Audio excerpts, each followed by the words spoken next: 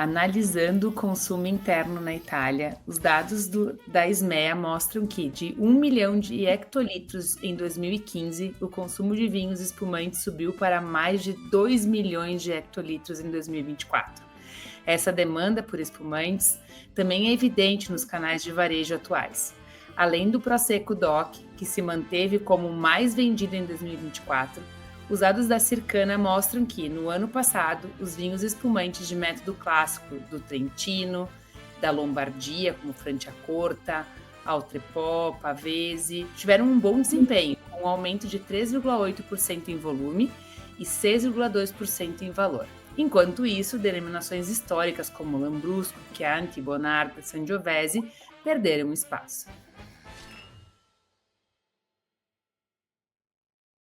Sejam bem-vindos ao Papo de Sommelier, o podcast sobre o universo dos vinhos da BSRS. Eu sou Caroline Dani, professora e presidente da BSRS, e no episódio de hoje conto com a companhia do meu colega e amigo Júlio César Kunz, professor e diretor de vinhos da ABS e Italian Wine Ambassador, o que justifica estarmos aqui hoje falando sobre esse produto que vem se destacando cada vez mais no mercado nacional e internacional. Seja muito bem-vindo, Júlio, a esse nosso podcast sobre espumantes italianos. Olá, bem-vindos todas, todos. Prazer falar sobre esse tema tão contemporâneo, porque é uma grande tendência, e vamos explorar um pouco mais essas denominações de origem. A Itália é um pouco além do que é Prosecco e principalmente além do que são as denominações clássicas de vinhos tintos italianos. Bom, para nós começarmos, né, aqui a conversar um pouco, acho que é importante, o Júlio recentemente, né, fez aí essa formação e recebeu esse título, né, então inclusive nesse ano tivemos um curso de vinhos e vinhas da Itália, onde trabalhamos mais essas variedades que são tão importantes no mundo vinho. Então acho que primeiro de tudo, né, é importante nós contextualizarmos, Júlio, dentro dessa tua expertise também recente, a importância da Itália. Acho que falar sobre a importância da Itália no mundo dos vinhos é algo que é claro e evidente a todos que nos escutam aqui, né? Mas eu acho que dentro dessa tua experiência recente, o que nós temos, né, de novo e o que vem com essa... Estamos hoje para falar sobre espumantes, né? Mas é um movimento que vem acontecendo e, claro, a gente tem regiões que são mais, que se predispõem mais à elaboração de espumantes do que outras, né? Mas, assim, o que a gente tem de mais recente para a gente falar sobre toda essa importância a nível desse país tão importante que é a Itália? A Itália tem um movimento muito grande, especialmente aí a partir dos anos 90, de valorização dos seus vinhos. Vamos lembrar que, historicamente, a Itália não é exatamente a referência internacional, né? A referência internacional ficou por muitos anos com a França, apesar de toda a história, desde a antiguidade da Itália, no consumo e produção de uvas e elaboração de vinhos. Mas a França, assim, na virada do século XIX para o século XX, se posicionou de uma maneira assim muito importante no mercado internacional, e a Itália, por bastante tempo, ficou como uma fornecedora de vinho a granel. E quando a gente fala essa coisa de fornecer vinho a granel, principalmente as regiões do sul. Então a gente fala das ilhas, Sicília, notadamente, mais que tudo, mas também Puglia, Calábria, como grandes elaboradores de volume de vinho que iam seja para o norte da Itália, onde a maior parte do comércio acontecia, como também para a própria França, que importava vinho italiano a granel para depois revender. E esse foi um histórico que marcou muito a produção da Itália e que teve uma virada, vamos dizer assim, nos anos 80, mas que já começou nos anos 70, com alguns pontos importantes. Seja o surgimento da denominação Brunello di Montalcino, seja com a vinda de novas gerações de produtores, que ao longo, então, dos anos 70 e 80, vão recolocar regiões importantes, a separação do Chianti clássico, mesmo a internacionalização de Barolo, Barbaresco, e a própria criação do Amarone della Valpolicella. Então, esses são movimentos importantes que colocam a Itália num novo patamar. E, claro, nesse mesmo momento histórico é que vai acontecer a grande revolução dos supertoscanos, que talvez tenham tido a maior contribuição no que diz respeito a colocar a Itália não só como fornecedora de vinho a granel no mundo dos vinhos, mas posicionando a Itália também como fonte de excelência, que a Itália é e sempre foi, sempre teve essa excelência, mas não foi tão bem trabalhada, principalmente quando a gente fala do trabalho comercial. Então, é algo bastante recente e o primeiro posicionamento da Itália foi em vinhos tintos, né? Os vinhos espumantes vão surgir e o grande fenômeno que vai colocar a Itália não só posicionando como referência de qualidade, mas para vinhos espumantes, aí vai ser Prosecco. E aí é o fenômeno do Spritz. O Spritz entra na moda nos Estados Unidos, se espalha pelo mundo, uma bebida que já era tradicional, principalmente no nordeste da Itália, no Vêneto, em Veneza, e aí o Prosecco, que não é assim, necessariamente a referência do que a Itália produz de melhor em termos de sofisticação dos seus espumantes, mas leva o nome da Itália colando na elaboração de espumantes. Então, essa é uma breve contextualização histórica e uma contextualização geral do que é a produção na Itália.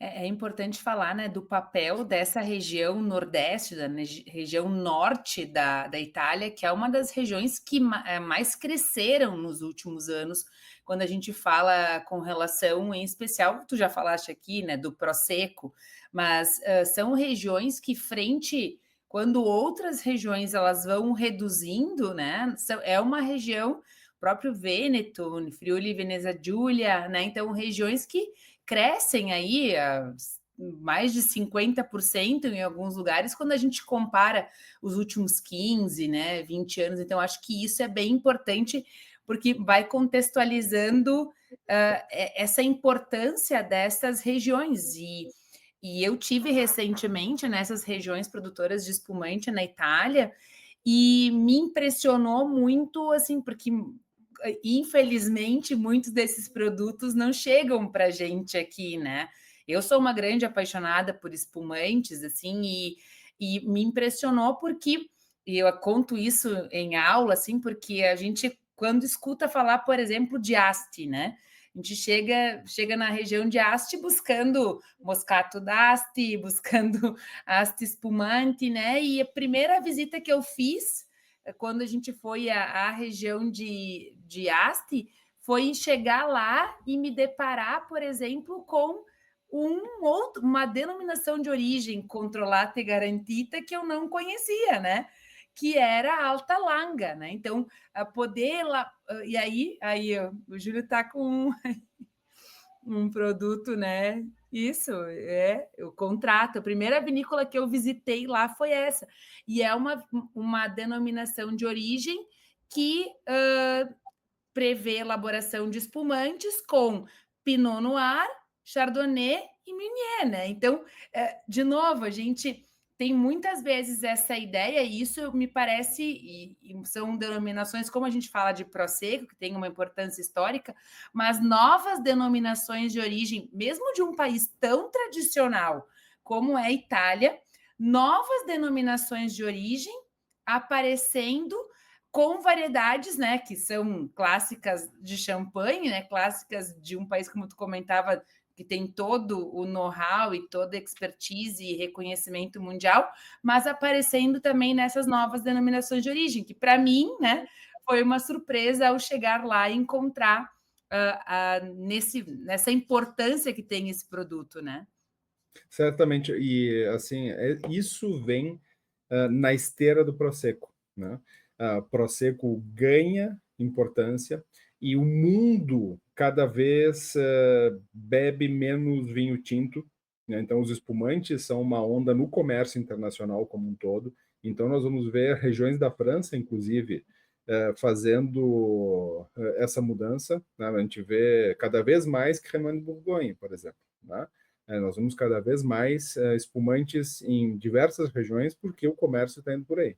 E essa puxada, vamos dizer assim, de mercado que o Prosecco fez, antes de mais nada, abriu espaço para outras regiões. Então, óbvio que do centro para o norte da Itália são regiões mais adequadas para a elaboração de espumantes, porque nós vamos ter uma tendência a ter uvas que guardam mais acidez, e enquanto do centro para o sul a gente vai ter uvas que tem, primeiro de tudo, um predomínio de uvas tintas, né?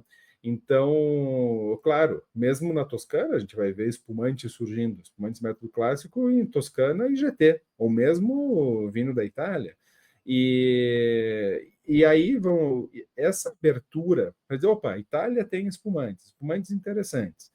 Aí Ferrari, um produtor que vai puxar o Trento Doc como uma referência de qualidade, uma referência que talvez não se espalhe tanto para a região como um todo, mas a marca é muito forte, então ajuda a puxar a região.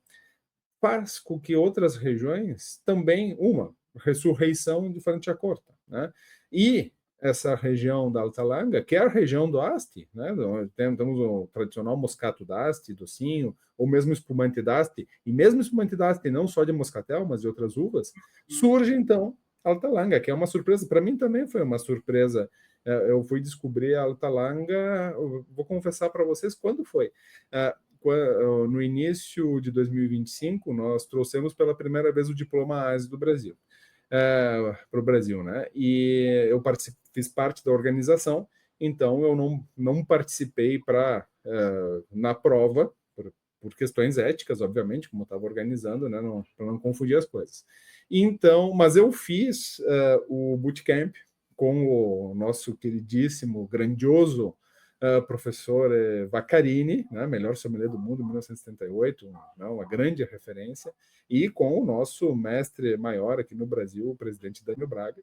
E nós fizemos, e aí eu participei como aluno e fiz o simulado da prova. E no simulado da prova estava lá, CIT, denominação de origem controlada tal, da Piemonte para espumante. Eu disse, mas que diabo, né? Dá para pensar no braqueto d'Acqui, mas dizia, não era braqueto, né? Braqueto é uma uva próxima do moscatel, né? Ou moscato d'Asti, mas dizia não, era de Chardonnay e Pinot Noir. Mas que diabo é isso, né? E aí depois, conversando com o nosso colega, também grande mestre, o professor Vinícius, ele disse, Alta Langa. Eu disse, mas olha só, né? Foi a primeira vez que eu ouvi falar na vida, foi no início de 2025. E um mês depois fui fazer a formação, e aí aprendi mais e tenho essa garrafa guardada aqui em casa para abrir numa ocasião especial, que será, obviamente, antes do fim de 2025, porque espumante a gente guarda na memória, não guarda na adega, né? Então, essa puxada de mercado abre para diversas vinícolas oferecerem espumantes de qualidade. E aí, a Alta Langa realmente é algo a ser descoberto. E em alta qualidade, em equilíbrio e principalmente em complexidade.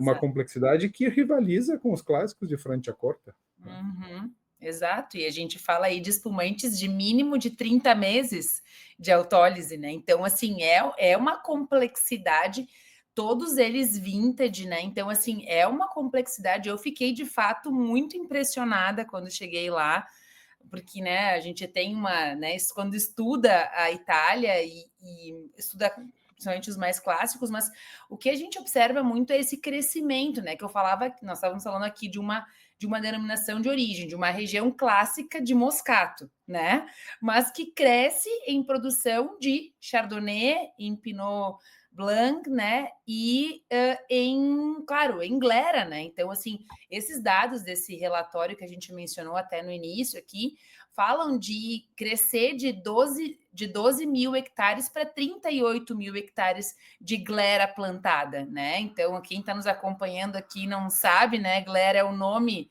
da variedade de Prosecco, né? Que muda esse nome em 2009 e que passa a se chamar Glera. Mas a gente tem aumento de Chardonnay com 22% de aumento e próprio Moscato aumentando, né?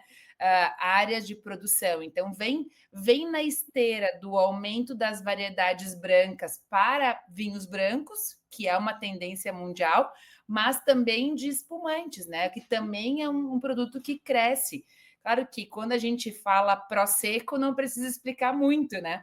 Mas esses lugares que vêm também buscando esses espumantes com maior complexidade, com maior personalidade, inclusive, né, que é o caso de Alta Langa, vem reforçando, né? Então, esses mesmos dados mostram que algumas variedades tintas vêm diminuindo, né, em área, quando vem aumentando essas variedades brancas, acompanhando um pouco esse movimento de mercado também, né?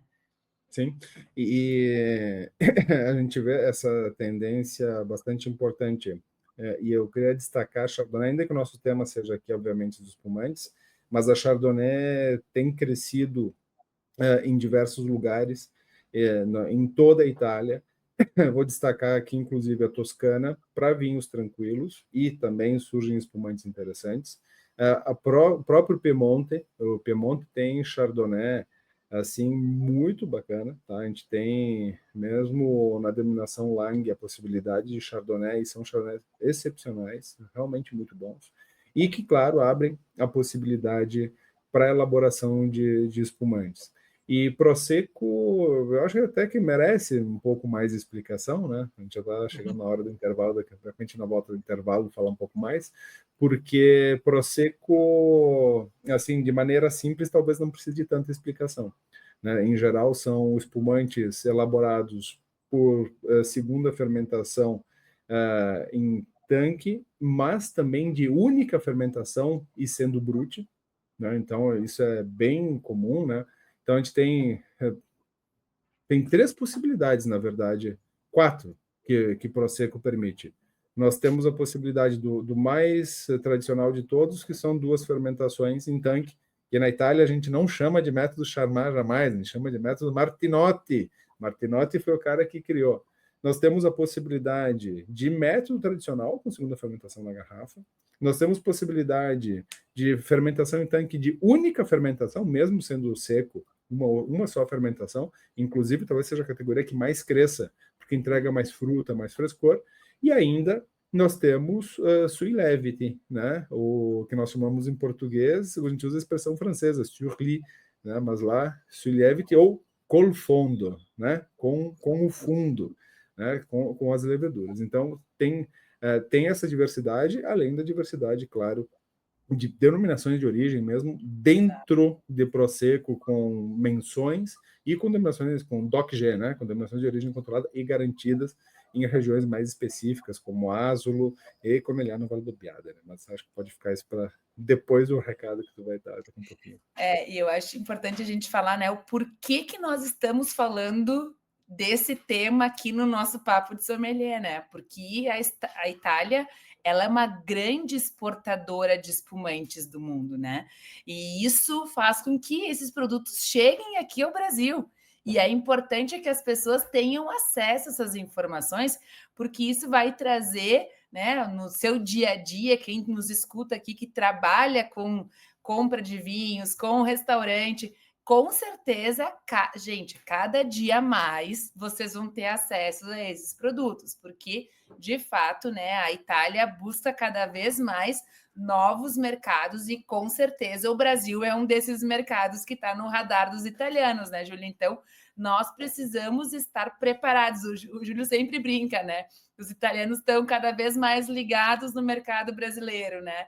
Então, o quão importante é nós estarmos preparados para entender sobre esses produtos que chegam sim ao nosso mercado. E, de novo, não só como produtos simples, como às vezes as pessoas remetem um Prosecco, né? Mas dentro de toda essa complexidade que é muito importante que a gente saiba sobre, né? Então, por isso que esse é um tema que nos chama a atenção e é um tema que nós abordamos nos nossos cursos, né, Júlio? Que é uma aula, nós temos lá uma aula de espumantes do mundo, onde a Itália ocupa um lugar muito carinhoso aí, porque de fato é uma das grandes produtoras.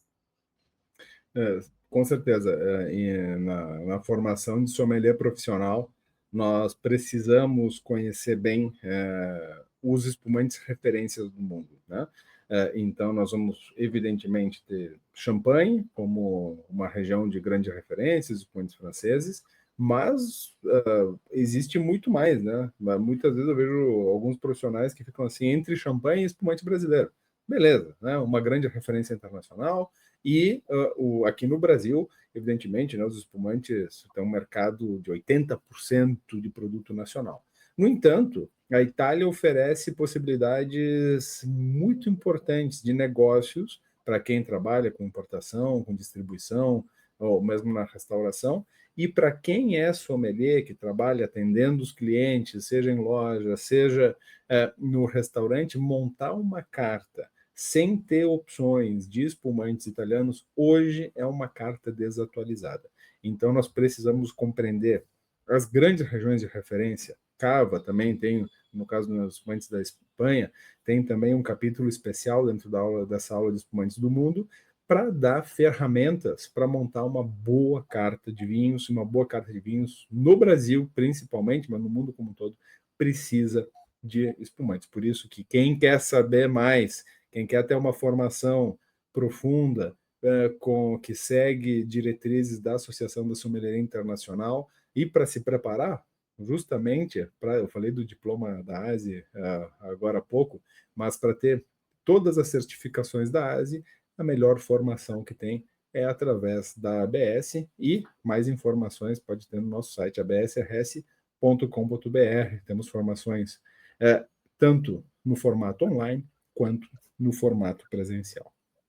E fiquem atentos, porque nós já estamos com inscrições abertas para as turmas de 2026, né? Então, a turma de 2026 já está com inscrições abertas, tanto online quanto presencial. Então, o online com começo em 5 de março e o presencial em 20 de março. Já estamos com vários inscritos na turma, então, com certeza, não percam a oportunidade, mesmo que pareça que não falta pouquíssimo, né? Então, o tempo voa aí. E, de fato, é uma forma de se atualizar, porque hoje, né, como a gente falou, a gente está constantemente em atualização, todos os professores da ABS constantemente em atualização, para trazer todas essas novidades e que vocês possam, né, no seu dia a dia, aí, nos seus diferentes ações, né, que o sommelier pode ter em diferentes cenários, possam trazer o que há de mais novo no mercado, que é isso que a gente trabalha na formação de sommelier da BSRS. Então, acessem o nosso Instagram, né, abs.rs. Também nós temos muitos conteúdos, né, no Spotify, pelo Papo de Sommelier, mas também pelo nosso Instagram e pelo nosso YouTube. Milhares aí, não é brincadeira, são milhares de vídeos já disponíveis para vocês poderem ter acesso e entenderem, né, o quão relevante essa formação. Então, podem nos acessar, acionem a gente via WhatsApp, o seu maior prazer aí de poder contribuir na formação e na profissionalização aí cada vez mais dos interessados no mundo do vinho. Sem dúvida. E o trabalho de sommelier é vender vinho, é servir vinho e tudo mais, mas é contextualizar vinho. E eu vou aproveitar e contar uma historieta que talvez nem todo mundo saiba. O Spritz acabou ficando mais famoso até que o próprio Prosecco, né? E hoje se adapta, se faz Spritz com outros espumantes e tudo mais. Mas sabe de uma coisa? Spritz não nasceu de espumante, né? O Spritz era a bebida consumida nos dias de calor no Nordeste da Itália, justamente, entre o Vêneto e também aí na região ao redor de Trieste, né? No Friuli, na Venezia Giulia, né? E como que acontecia? Nos dias de calor, as pessoas pediam um vinho, e reza a lenda que eram soldados austríacos que faziam isso, né? E que pediam, então, um vinho branco, mas achavam, como estavam acostumados a tomar cerveja, mais leve em termos de álcool, mais refrescante, então o vinho ficava muito pesado. E, bom, o vinho tem, normal, em média, o dobro, pelo menos o dobro do álcool que uma cerveja tem, né? Então, para se refrescar, eles pediam um pouco de vinho com uma spritzata de água com gás. Uma spritzata é um jato, né?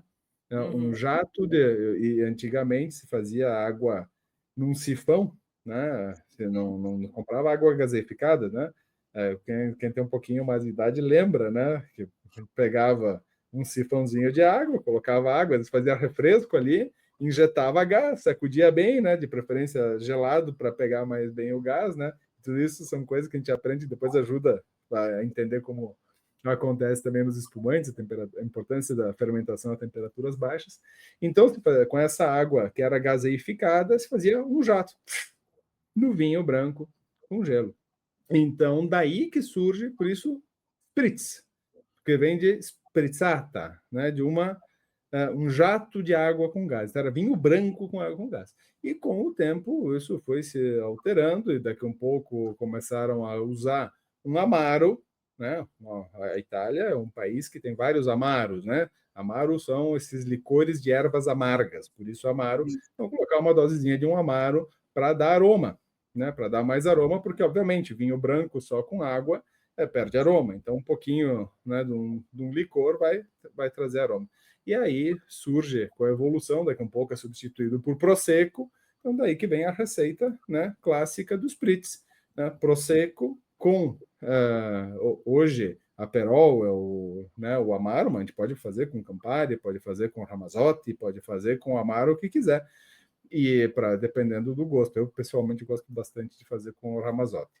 E com um pouco de água, né? Mas então, a original mesmo fazia com vinho branco. Essa é uma curiosidade que eu queria trazer, que tem tudo a ver justamente com o que impulsionou o mercado de espumantes da Itália através do Prosecco. Mas a Carol, tu teve lá, né, Prosecco, e visitou diferentes regiões e estudou a fundo aí as diferenças dentro de Prosecco, né? Uhum, não, e eu vou contar então, o meu preferido é Lemon Spritz, tá? Então eu prefiro com limoncello. Limoncello. Boa. É meu preferido, mais do que com, né, com o Aperol, então é meu preferido. Mas, Uhum. assim, de fato, a gente vê, e, de novo, a gente está falando de um tema super importante para espumantes, que daria um outro papo de sommelier, né? Que é a questão de coquetéis, né? Que vem Uhum. cada vez mais também ganhando importância no mercado, mas que conta um pouco a história da importância de Prosecco. Então, hoje, quando a gente fala da região de Prosecco, 75% aproximadamente do que é produzido na região é sob a denominação de origem Prosecco, né? Denominação de origem controlada Prosecco. Mas hoje, né, 25% estão dentro dessas denominações de origem controladas e garantidas, né? Então, que vão, por exemplo, a possibilidade de trazer, né, uma referência a uma rive, né, a uma encosta, por exemplo, né. Então, hoje, isso é uma coisa muito legal dentro da região de Prosecco, que é entender de que forma cada uma dessas pequenas regiões podem contribuir para um produto ainda mais premium, né, um produto ainda mais diferenciado a nível de mercado. Então, sim, eu acho isso muito legal, porque ao mesmo tempo que facilitaria muito, né? Produzir Prosecco né, e ter um produto de mercado, eles estão preocupados em ter a questão da qualidade de garantia. Eu até cheguei na região de Asolo, numa das vinícolas, e encontrei assim umas garrafas que estavam fechadas com, né, com tampa corona e com um papel branco por cima, né? E aí eu disse: o que, que é isso? Não, esses são os produtos que vão ir para avaliação do consórcio, da denominação de origem, para então receberem o selo, né? De DOC-D, né? Então, essa questão do controle que eles têm nessas regiões. Então, isso é muito legal porque você consegue. E lá, né? Eu fui visitar numa das vinícolas em Conegliano Valdobbiadene, Prosecco Superiore DOC-D, e ela me falou assim: o nome é grande porque a história é grande, né? Isso é uma expressão que eles usam. E ela me diz: olha, ali é Rivetal, né? Então, olha só, aqui é a Rive que se comporta desse jeito, e tem ainda a Cartizze, né? Que é uma região ainda menor. Então, entender esses diferenciais também fazem parte do papel, né, dessas denominações de origem, assim, e também o entendimento do quanto esse posicionamento desses espumantes, e aí, de novo, falando sobre a importância da Itália, né? Quanto a Itália é importante para ajudar a impulsionar esse posicionamento. Porque a gente vê a nível de dados mundiais, como nós já falamos aqui, uma diminuição de castas italianas, de castas tintas, e assim como de vinhos tintos também, né? De consumo de vinhos tintos diminuindo e produtos brancos e espumantes, e aí a importância da Itália, que é um dos carros que proporcionam esse movimento a nível de consumo, né? Então, e eu pude ver, inclusive, lá na região de Franciacorta, agora também levando um pouco, né? Que também é uma região de produção de espumantes de método tradicional, que por muito tempo elaboraram espumantes de Chardonnay, Pinot Nero e Pinot Bianco, né? Porque é assim que se chama o Pinot Noir e Pinot Blanc nessas regiões, Pinot Nero e Pinot Bianco, um movimento para a inclusão desde 2017 de uma nova variedade, né? Que é erba mate. Também foi uma novidade que eu descobri quando cheguei lá na primeira vinícola, e eu pude, né, trazer ganhei deles lá a primeira espumante Franciacorta que é elaborada que chega ao mercado elaborada com as 4 variedades, né? Então, isso também demonstra esse movimento, né? Então, o movimento importante da Itália sendo um grande, né, um grande carro-chefe aí nesse aumento do consumo de espumantes por meio de Prosecco, e mesmo sendo Prosecco, pensando cada vez mais em qualidade e em diferencial, e regiões como Franciacorta também indo nesse movimento de, bom, estamos com uma questão de cada vez mais, né, a questão das mudanças climáticas, precisamos pensar em incluir uma variedade, que é uma variedade autóctone dessa região, da Lombardia, e que traz, então, uma acidez, uma personalidade diferente para os espumantes. Então, penso que isso é uma coisa assim que me chamou muito a atenção lá, mesmo sendo um país referência, mesmo sendo um produto que é referência a nível mundial, ainda, né, a busca constante por inovação, por melhora de qualidade e por adaptações, né, frente às questões que vão acontecendo, né, de mudança climática, de mudança de consumo e assim por diante, né? Tu trouxe na tua fala assim 2 dos 3 grandes movimentos que têm acontecido em toda a Itália. Ainda que faça bastante tempo que Prosecco tem tanto Cartizze quanto as Rive em Asolo, Rive são como os crus, né? Então tem esse movimento não só em espumantes, mas em todos os vinhos da Itália, de buscar essas especificidades, né? As MGA em Barolo e Barbaresco, as Ugas no Chianti Clássico, ou seja, de valorizar cada vez mais o micro-território, né? O que na Borgonha vamos chamar de clima. Então, esse é um movimento importante, né? Mesmo num produto que se propõe normalmente a ser mais fresco, mais leve, de mais fruta, como sempre é Prosecco, né? Prosecco, mesmo quando a gente fala as Rive, Cartizze, é sempre a proposta de frescor, leveza, de fruta, floral, né? A gente vai ter algumas opções com um pouco mais de complexidade, mas não é a proposta do Prosecco mesmo nesses lugares, né? Esse é um movimento. Outro movimento é a recuperação de variedades tradicionais, como o caso da erva mate em Franciacorta, mas também outras regiões recuperando cada vez mais variedades autóctones. E um terceiro movimento, que a gente falou no início, mas sem falar claramente, é o movimento de trabalhar com variedades internacionais. Claro que foi inaugurado lá atrás, nos Super Toscanos, é verdade que no norte da Itália não é uma grande novidade, a gente tem Pinot Nero do Alto Adige, é uma coisa assim espetacular, já faz muito tempo, né? Mas a gente vai ver também outras opções, como é o caso, e aqui eu queria citar mais um espumante de referência que tu citou na introdução, né, Carol? que é o Pinot Nero do Oltrepò Pavese, né? Que são possibilidades assim de espumantes 100% Pinot Nero, com mais estrutura, com mais amplitude de boca, com uma boa complexidade. E até eu trouxe um produtor aqui, né, esse, esse produtor que, para quem está vendo por vídeo pode ver, é o Monsupello. Ele está no Alta Papabese, esse espumante especificamente não está classificado, então ele é um vinho de Itália, né? O espumante pode ser também vinho de Itália, sem denominação de origem nenhuma, mas ele está localizado no Alta Papabese, um Pinot Noir 100% pelo método clássico, e pas dosé, sem dosagem, eles usam a expressão em francês mesmo, né? E então a gente vê como isso se amplia, inclusive casos interessantes de, como eu já comentei, de espumantes de Chardonnay na Toscana e por aí vai, com possibilidades cada vez mais amplas de diversificação na carta de espumantes italianos, bastante indo por esse tripé. Aquela coisa assim de produtores modernistas, tradicionalistas, essa é uma guerra já passada, né? Acho que os territórios já foram bastante bem definidos, né?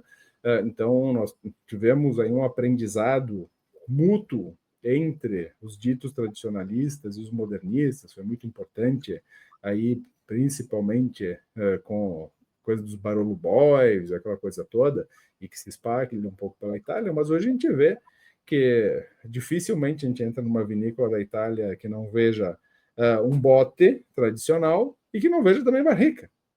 Então, essa é um pouco uma disputa secondo me, né? Como dizem os italianos, já superada e os movimentos são mais outros, por variedades autóctones, recuperação de variedades autóctones que estavam perdidas, uso de variedades internacionais de uma maneira muito racional e, ao mesmo tempo, a busca pelo território específico, né? Essa especificidade cada vez maior de território é uma busca importante e que tem pautado os movimentos dos vinhos na Itália e os vinhos espumantes entram nisso, obviamente, né? E que é a grande onda, sem dúvida, do momento, né? O crescimento de espumantes na Itália é gigantesco. O domínio tecnológico da Itália é enorme, né? Então tem domínio tecnológico para tomada de espuma, e assim eu vou dizer principalmente em tanque, porque na garrafa assim não envolve grandes tecnologias, tanto tecnologia microbiológica, mas não envolve tanta tecnologia quanto em tanques, né? E as tecnologias de invase, as invasadoras italianas são um modelo para o mundo, tem diversas, e aí justamente, principalmente na região do Vêneto, e alguma coisa também no Friuli, a gente vai ver, né? Importantes produtores de equipamentos que estão na Itália e para elaborar espumante de qualidade a gente precisa de tecnologia. Precisa de terroir no sentido natural, da natureza, mas precisa de tecnologia. Bons espumantes são elaborados com muito domínio tecnológico. E os italianos têm. Os italianos têm isso. E aí tu destacou essa questão do norte da Itália. O norte da Itália é o polo industrial, né?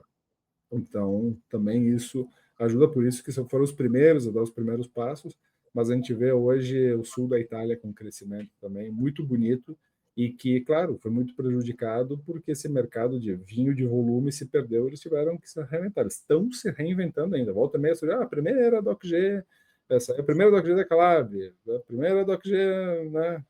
Então, esse movimento de crescimento, de especificidade e de valorização dos vinhos do sul da Itália é muito importante. Então, dar um episódio inteiro do nosso podcast para falar também só sobre o sul da Itália, inclusive sobre regiões específicas. Quem sabe a gente já propõe aí para 2026.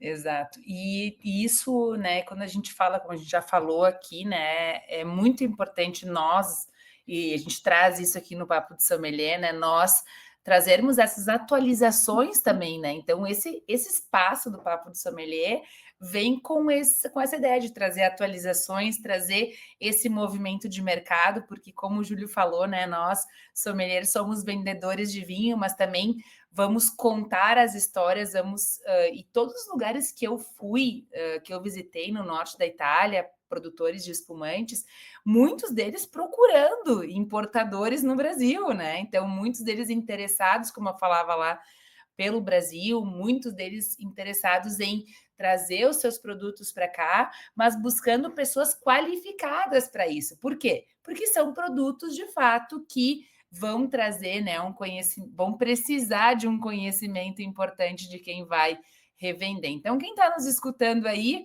fica a dica, né, também para visitar essa região na Itália, porque tem muitas oportunidades aí, e também de pensar, né, nesses produtos no seu dia a dia aí, nos seus portfólios, porque também isso demonstra atualização e, de novo, né, a gente tem um produto que cresce cada dia mais no mercado. Mas nós estamos aqui, como vocês devem já ter percebido pelo vídeo, quem está nos assistindo, né, nós estamos aqui com uma taça, né? Então, as escolhas da gente, né? Então, a gente sempre conta no final o que a gente está bebendo. Então, eu vou contar o que eu estou bebendo. A minha escolha foi um Prosecco DOC, que é um Prosecco que a gente usa nas aulas. Então, quem é nosso aluno, né? É uma garrafinha. E quem está no online, essa é a garrafa 750, né? Que é o Freixenet Prosecco DOC. Mas quem é nosso aluno do online recebe essa garrafinha em casa, né? A 187, que é uma graça aí, né? Da Freixenet, é um Prosecco DOC. Então fica. Eu comentava antes, né? Do selo. Então, quando eu abri aqui para mostrar para vocês o selinho, né? Que é a garantia da denominação de origem. Então, fica aí a dica, estamos, né? Esse é o nosso último podcast do ano, nós estamos encerrando esse ano tão importante para a ABS, né? Que é o ano de 2025, os 10 anos da ABS. Nós estamos falando aqui de um assunto que é comemoração também, né? Os espumantes. E isso é uma pergunta que eles me fizeram lá na Itália. Como é que é no Brasil? Se bebe só nas comemorações ou, né, se bebe também em outros momentos? Olha, no Brasil vem cada vez mais as pessoas bebendo também em outros momentos, mas de fato, né, espumante é um motivo de celebração, né? Certamente. E assim, eu gosto de dizer uma coisa importante. Nosso trabalho é contar a história, não é inventar a história, é contar a história. Então, eu separei aqui duas garrafas de dois espumantes italianos, um Alta Langa, que eu tenho guardado aqui, e também desse Pinot Nero, que eu já mostrei também para o pessoal. E estão as garrafas fechadas, são garrafas que eu vou abrir antes do fim do ano para celebrar um par de ocasiões importantes, junto aí com as celebrações de Natal e de Ano Novo. Mas o que eu tenho na taça aqui não é um espumante italiano. O que eu tenho na taça é um champanhe, na verdade. Eu entendi uma aula de champanhe, a garrafa ficou aberta. Nós estamos gravando, para quem nos escuta, numa segunda-feira de tarde. Então também não podia abrir uma garrafa, não vou conseguir beber hoje à noite, então eu peguei o que eu já tinha aberto.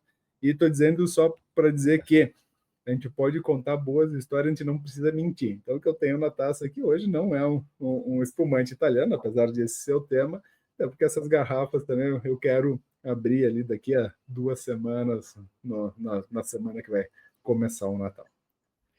Mas, bom, dá para brindar mesmo assim, né? Um brinde, saúde, Carol, saúde a todos que estão escutando e nos assistindo.